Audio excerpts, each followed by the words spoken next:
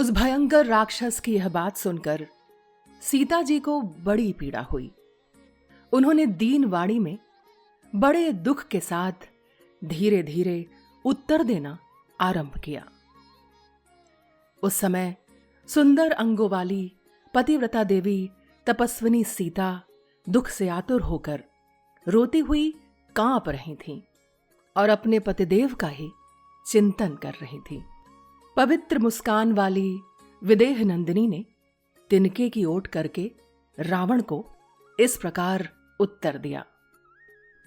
तुम मेरी ओर से अपना मन हटा लो और अपनी पत्नियों पर ही प्रेम करो। जैसे पापाचारी पुरुष सिद्धि की इच्छा नहीं कर सकता, उसी प्रकार तुम मेरी इच्छा करने के योग्य नहीं हो। जो पतिव्रता के लिए निंदित है, वह न करने योग्य कार्य मैं कदापि नहीं कर सकती, क्योंकि मैं एक महान कुल में उत्पन्न हुई हूं और ब्याह करके एक पवित्र कुल में आई हूं। रावण से ऐसा कहकर यशस्विनी विदेह राजकुमारी ने उसकी ओर अपनी पीठ फेर ली और इस प्रकार कहा, रावण, मैं सती और पराई स्त्री हूं, तुम्हारी भार्या बनने योग्य नहीं हूं।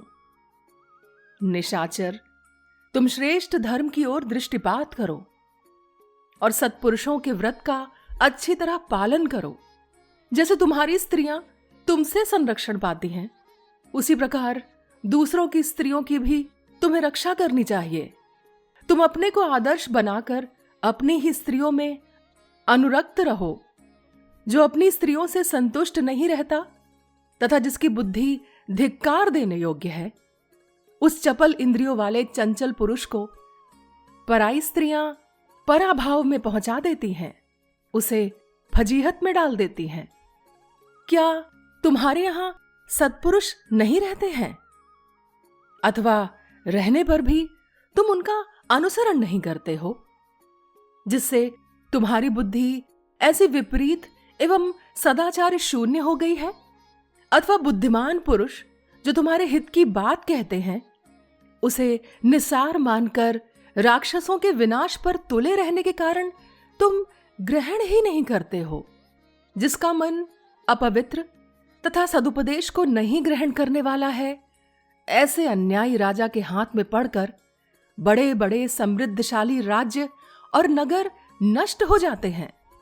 इसी प्रकार यह रत्न राशि से पूर्ण लंकापुरी तुम्हारे हाथ में आ जाने से अब अकेले तुम्हारे ही अपराध से बहुत जल्दी नष्ट हो जाएगी।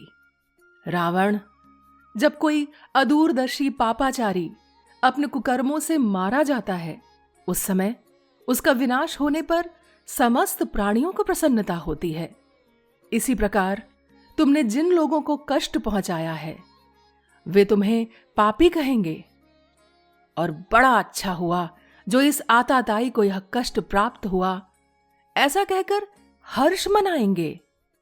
जैसे प्रभा सूर्य से अलग नहीं होती, उसी प्रकार मैं श्री रघुनाथ जी से अभिन्न हूं। ऐश्वर्य या धन के द्वारा तुम मुझे नहीं लुभा सकते।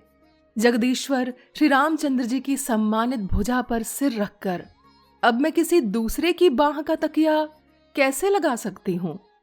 जिस प्रकार वेद विद्या आत्मज्ञानी स्नातक ब्राह्मण की ही संपत्ति होती है, उसी प्रकार मैं केवल उन पृथ्वीपति श्री रघुनाथ जी की ही भार्या होने योग्य हूं।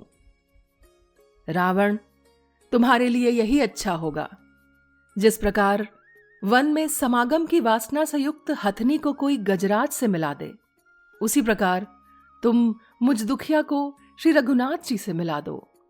यदि तुम्हें अपने नगर की रक्षा और दारुण बंधन से बचने की इच्छा हो, तो पुरुषोत्तम भगवान श्री राम को अपना मित्र बना लेना चाहिए, क्योंकि वे ही इसके योग्य हैं। भगवान श्री राम समस्त धर्मों के ज्ञाता और सुप्रसिद्ध शरणागत वत्सल हैं।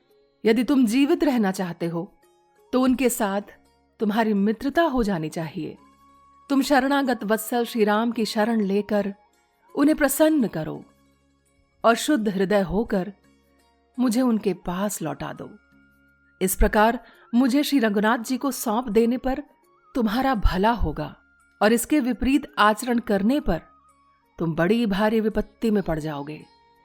तुम्हारे जैसे निशाचर को कदाचित हाथ से छूटा हुआ वज्र बिना मारे छोड़ सकता है, और काल भी बहुत दिनों तक तुम्हारी उपेक्षा कर सकता है, किंतु क्रोध में भरे हुए लोकनाथ रघुनाथ जी कदापि नहीं छोड़ेंगे।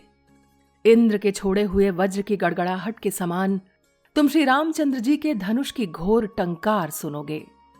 यहां श्री राम और लक्ष्मण के नामों से अंकित और सुंदर गांठ वाले बाण प्रज्वलित मुख वाले सर्पों के समान शीघ्र ही गिरेंगे।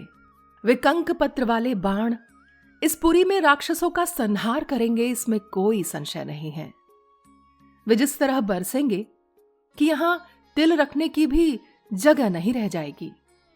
जैसे विनतानंदन गरुण सर्पों का संहार करते हैं, उसी प्रकार श्री राम रूपी महान गरुण राक्षस राज रूपी बड़े बड़े सर्पों को वेग पूर्वक उच्छिन्न कर डालेंगे। जैसे भगवान विष्णु ने अपने 3 ही पगों द्वारा असुरों से उनकी उद्दीप्त राज लक्ष्मी छीन ली थी, उसी प्रकार मेरे स्वामी शत्रुसूदन श्री राम मुझे शीघ्र ही तेरे यहां से निकाल ले जाएंगे।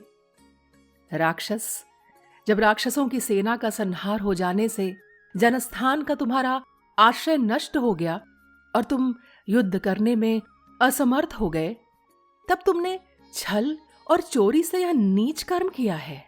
नीच, निशाचर, तुमने पुरुष सिंह श्रीराम और लक्ष्मण के सूने आश्रम में घुसकर मेरा हरण किया था। वे दोनों उस समय माया मृग को मारने के लिए वन गए हुए थे, नहीं तो तभी तुम्हें इसका फल मिल जाता। श्री राम और लक्ष्मण की गंध पाकर भी तुम उनके सामने नहीं ठहर सकते। क्या कुत्ता कभी 2-2 बाघों के सामने टिक सकता है? जैसे इंद्र की 2 बाहों के साथ युद्ध छिड़ने पर वृत्तासुर की एक बाह के लिए संग्राम के बोझ को संभालना असंभव हो गया, उसी प्रकार सम्रांगण में उन दोनों भाइयों के साथ युद्ध का जुआ उठाए रखना या टिकना तुम्हारे लिए सर्वथा संभव है। वे मेरे प्राणनाथ श्री राम सुमित्रा कुमार लक्ष्मण के साथ आकर अपने बाणों द्वारा शीघ्र ही तुम्हारे प्राण हर लेंगे। ठीक उसी तरह जैसे सूर्य थोड़े से जल को अपनी किरणों द्वारा शीघ्र सुखा देते हैं। तुम कुबेर के कैलाश पर्वत पर चले जाओ अथवा वरुण की सभा में जाकर छिप रहो, किंतु काल का मारा हुआ विशाल वृक्ष जैसे वज्र का आघात लगते ही नष्ट हो जाता है, उसी प्रकार तुम दशरथ नंदन श्री राम के बाण से मारे जाकर तत्काल प्राणों से हाथ धो बैठोगे, इसमें कोई संशय नहीं है, क्योंकि काल तुम्हें पहले से ही मार चुका है। इस प्रकार श्री वाल्मीकि निर्मित आश रामायण आदि काव्य के सुंदर कांड में 21वां सर्ग पूर्ण हुआ।